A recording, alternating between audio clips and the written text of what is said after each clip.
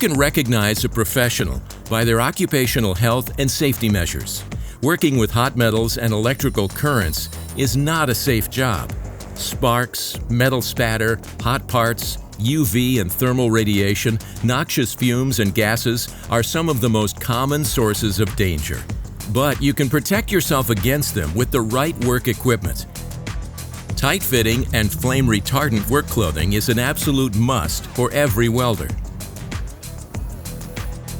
Leather apron, suitable welding gloves, and insulated safety shoes offer additional safety. Eye protection is very important. The ISO protection level of the welding helmet should be between 7 and 13 for TIG welding. Good ventilation and extraction must also be ensured in the work area. Equipped like this, nothing stands in the way of safe welding.